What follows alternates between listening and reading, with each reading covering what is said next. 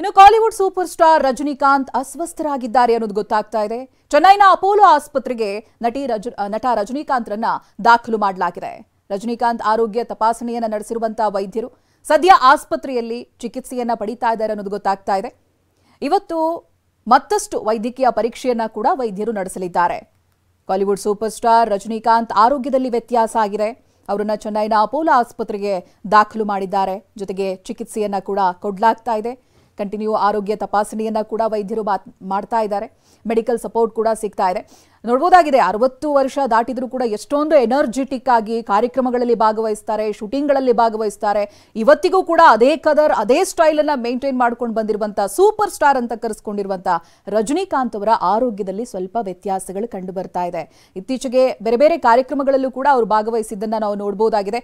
ಎಲ್ಲೂ ಕೂಡ ಉತ್ಸಾಹ ಕಡಿಮೆ ಆಗೋದೇ ಇಲ್ಲ. ಅವರನ್ನ ನೋಡ್ತಾ ಇದ್ರೆ ಬೇರೆಯವ್ರಿಗೆ ಉತ್ಸಾಹ ಬರಬೇಕು. ಆ ರೀತಿಯಾದಂಥ ಸ್ಟೈಲ್ ಅನ್ನ ಕ್ಯಾರಿ ಮಾಡುವಂತ ಸೂಪರ್ ಸ್ಟಾರ್ ರಜನಿಕಾಂತ್ ಅವರ ಆರೋಗ್ಯದಲ್ಲಿ ವ್ಯತ್ಯಾಸಗಳು ಕಂಡು ಬರ್ತಾ ಇದೆ. ಇದೀಗ ಚೆನ್ನೈನ ಅಪೋಲೋ ಆಸ್ಪತ್ರೆಗೆ ಅವರನ್ನ ದಾಖಲಿಸಿದ್ದಾರೆ. ಆರೋಗ್ಯ ತಪಾಸಣೆಯನ್ನ ಮಾಡಲಾಗ್ತಾ ಇದೆ, ಮಾನಿಟರ್ ಕೂಡ ಮಾಡಲಾಗ್ತಾ ಇದೆ ಅನ್ನೋದು ಗೊತ್ತಾಗ್ತಾ ಇದೆ.